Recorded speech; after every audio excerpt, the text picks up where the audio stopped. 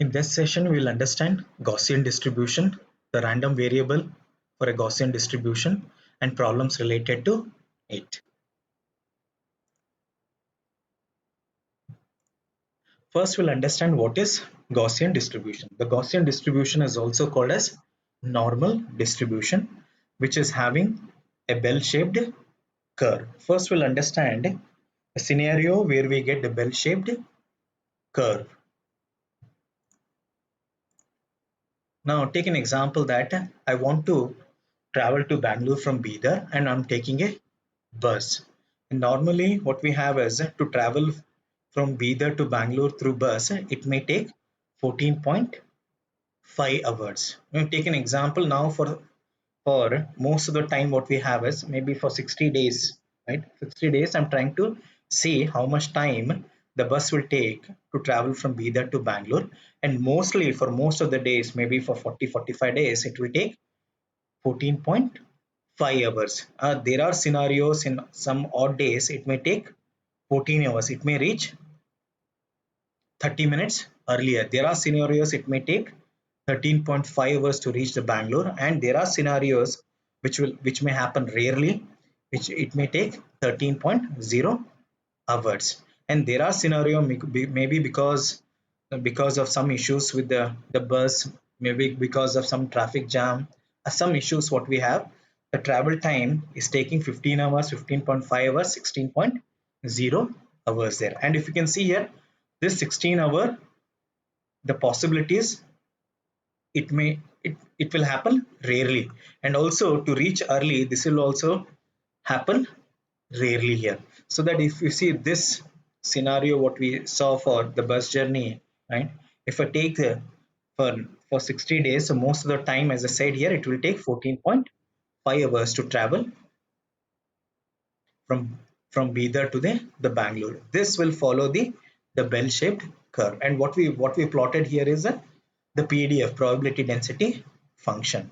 And one more scenario where we may get the bell-shaped is the heights of a classroom. Right now, I want to measure the student's height in a classroom, and normally, if an average, if I see here, the student's height is more or less 160 centimeter, and there are students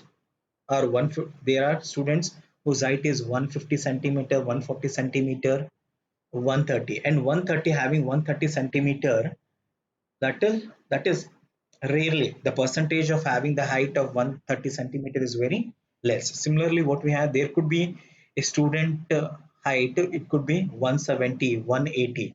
That is very rare here. And in the sense, if this, when I say the heights of a classroom here, this also follows what?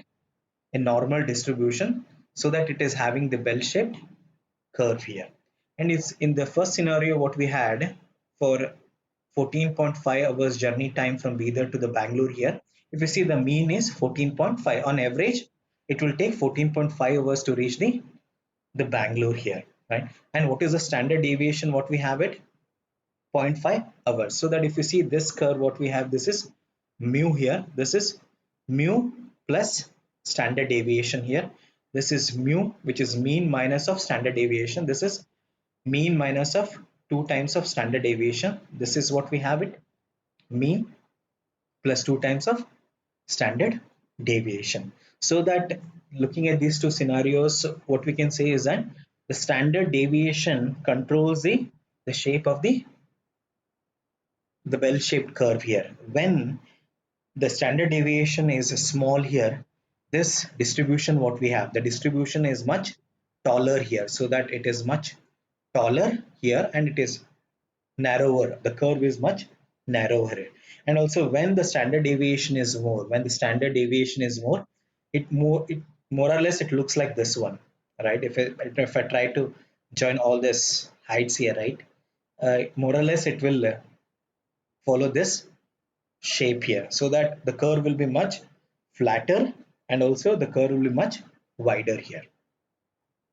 And this is about the normal distribution. Looking at this examples, what we can say is, whenever an observation is measured repeatedly and the observations are independent, the sum of observations tends to be Gaussian. We saw that the hours to reach Bangalore is on average it is 14.5 hours, right? And also if you see, and also for the heights of the classroom, the average is around 160 centimeter.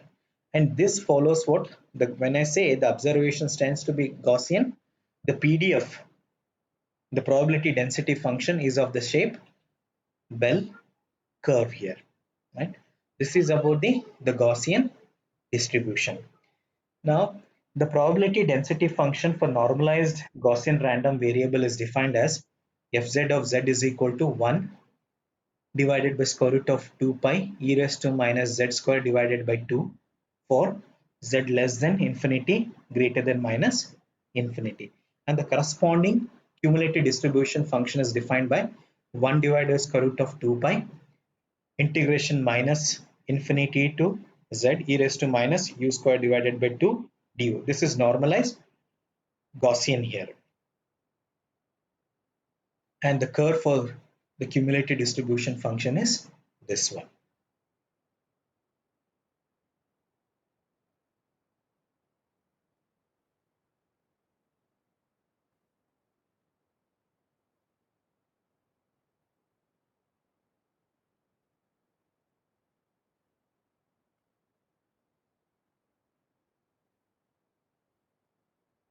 Now, now how do you calculate the cumulative distribution function for the normalized Gaussian here, right? How do you do this one now?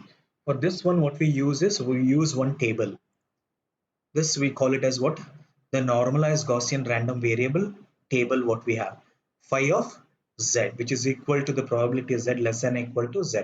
We'll make use of this table in order to solve problems related to the CDF and PDF for a normalized Gaussian variable.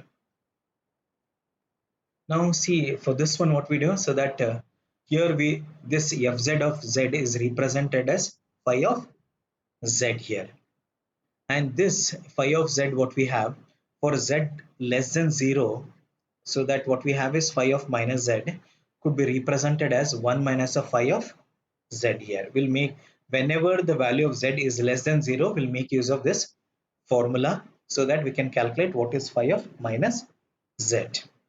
Now take an example that z value what we have is 0.9347. Now what is the value of phi of z? How do you find phi of z? By using the normalized Gaussian CDF table. Now what is the CDF table we have it?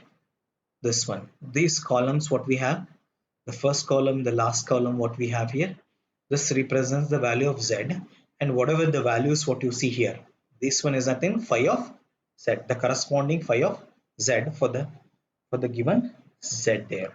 And what we have is this is 0 0.00, 0 0.01, 0 0.02 here, and till where we have it, this is till 0409. From we have it from 0 to 30, right? For different values of z, we this phi of z values are given in this table here, right? We'll make use of this table to get the value of phi of z. Now what is z here? 0.9347. Now what we have is the z value is 0.9347. Where is 0.93 now? This is 0.9. This is 0, 1, 2 and 3. Now what 0.93? What we have 0.93 is what we have it 8238, and 0.94 is 0.8264 here, right? Now here if you see this one, what we have is 0.9347, so that this z lies between what we have 0.93 and 0.94, so that what is the corresponding phi of z value for 0.93, it is 0.8238. For z value 0.94, what is phi of z now? 0.8264. Now we will make a use of interpolation, and the formula what we have is y is equal to y2 minus of y1 divided by x2 minus of x1, x minus of x1 plus y1. Now here what we have is this 0.93 is x1, 0.94 is x2, and the corresponding for this phi of z is this is y1, this is y2, and what is x here? It is nothing but for this z value 0.9347. We'll substitute here in this equation now. Substitute all the values, simplify this one. What you get? Y value is equal to 0.8250. So that what we calculated here for the given z, which is equal to 0.9347, what is phi of 0.9347, which is nothing but the value of y, which is equal to 0.8250. Right? We'll see a couple of problems related to the normalized Gaussian variable here.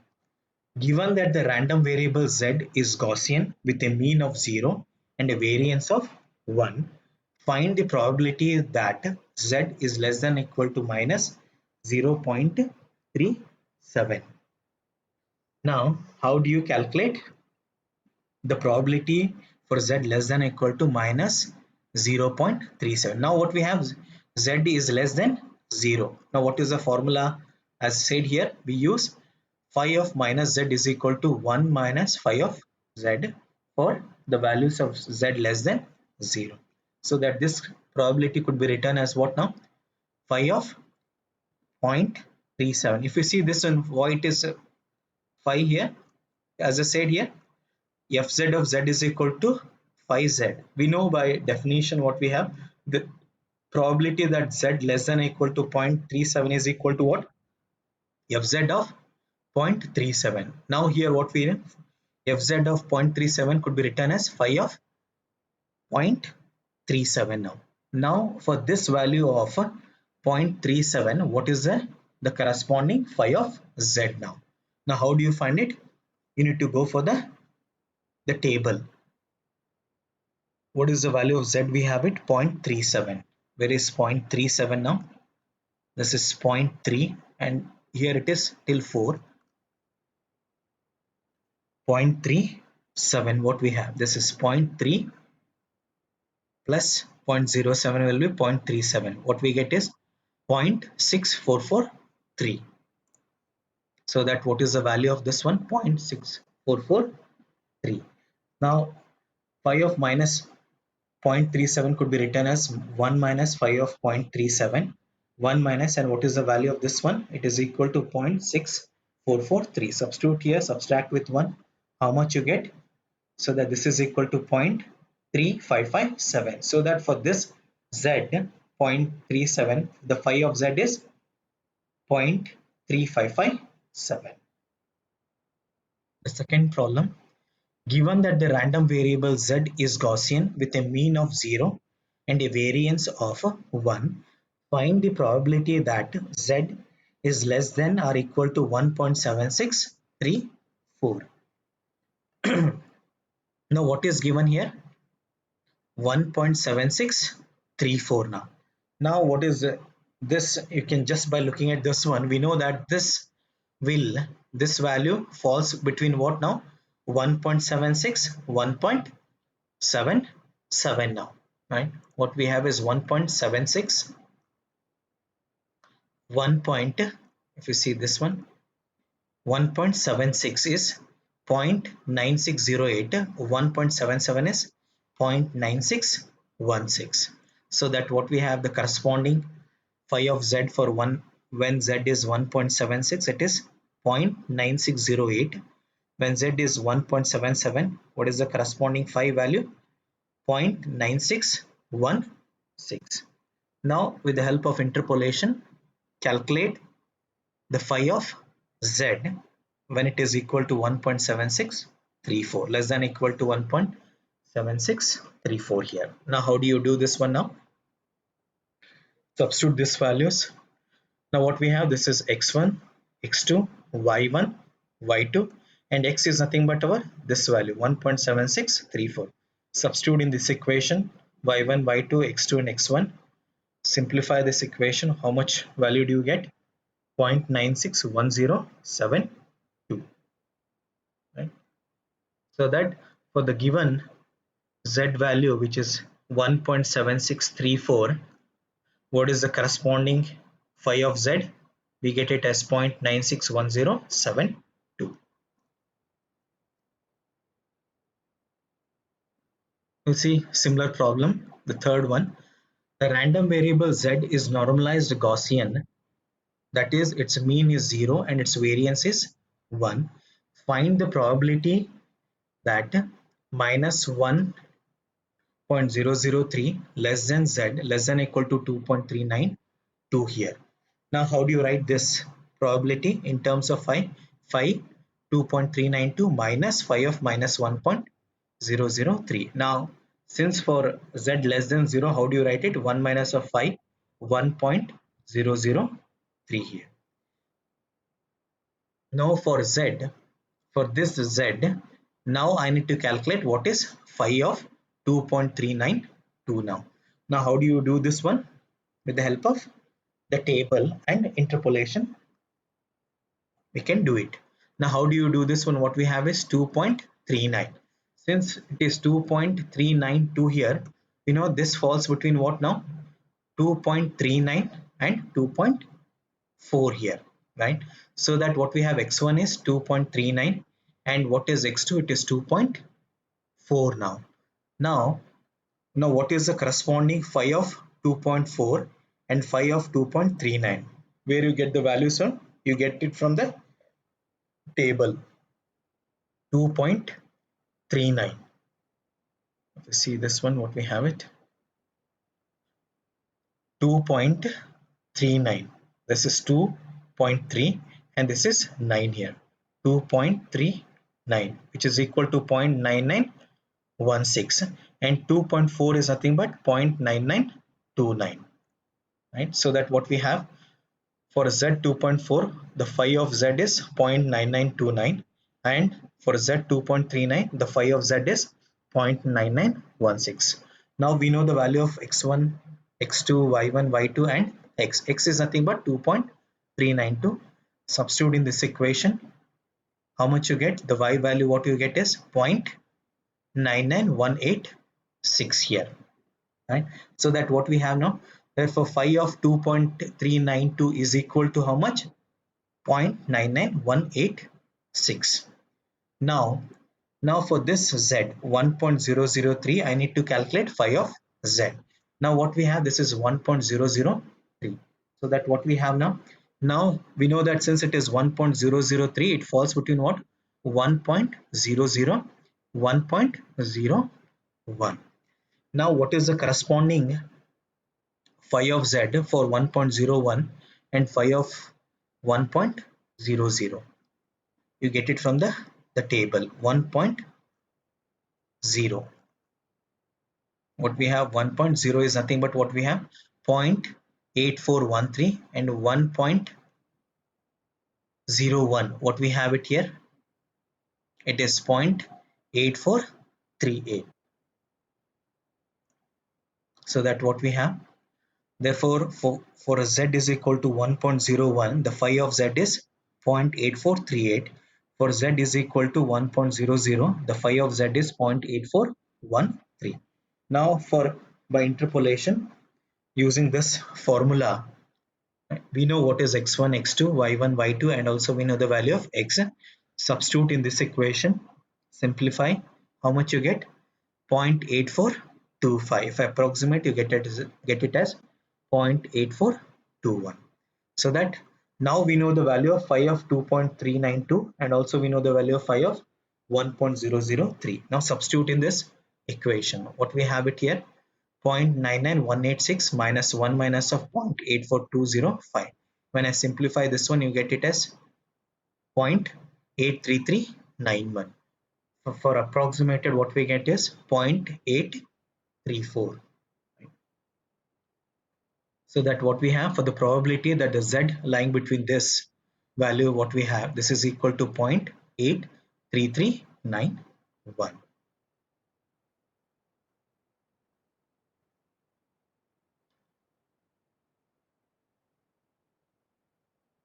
The next problem, the random variable z is normalized Gaussian it is known that fz of b is equal to 0.6340. What is the value of b? Now if you see the three problems what we saw, what was given to us is the value of z was given to us and we calculated phi of z there. But in this problem what we have is, this is fz of z is equal to what we have, 0.634. This is nothing but phi of z, right? Z is nothing but, here it is given at, it says b here. Now what is given is phi of z value is given to us and we need to calculate the value of z.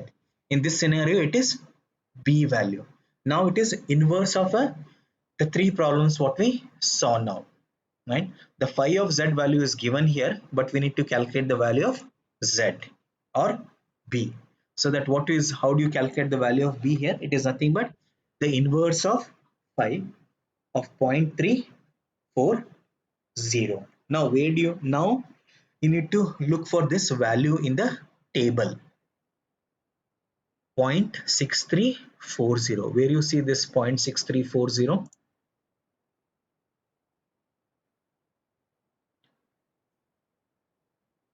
what is the value we had it there? 0.6340 there. Now if you see this one, what we have is, we have this value 0.623969, and also what we have it 0.35, what we have is 0.6368. If you see this one, what we have is the value what we need to have is 0.6340, and this value lies between what now, what, where we have 0.3535, what we have 0.35 is nothing but 0.6368,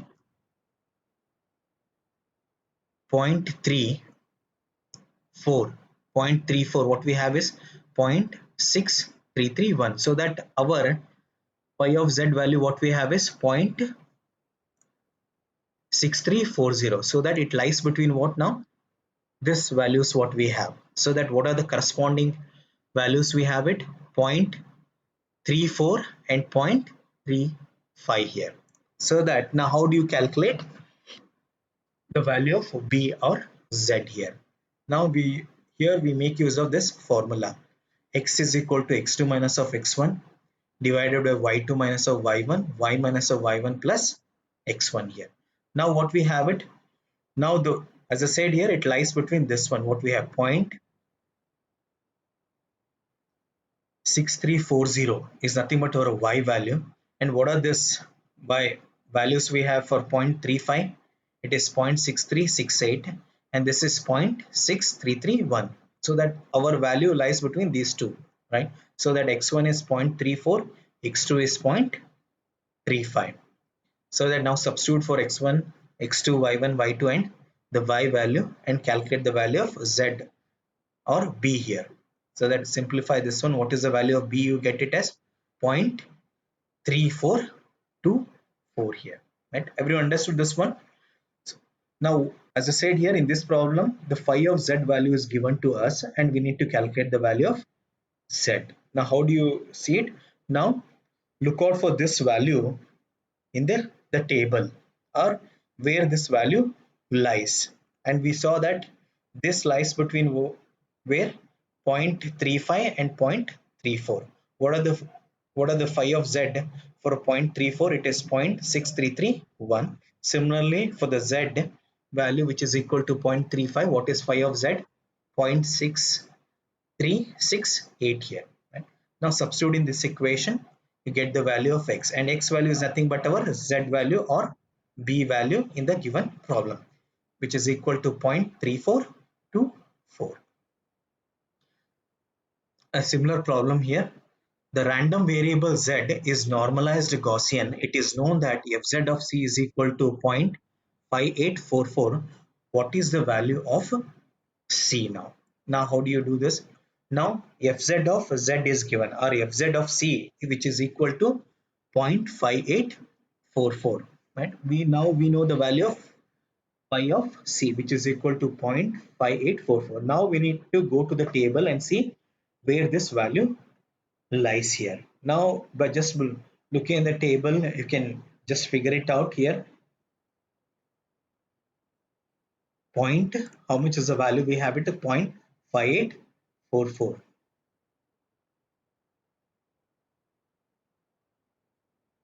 Now what we have it is 0.5844 what we have. So that it lies between this one what we have.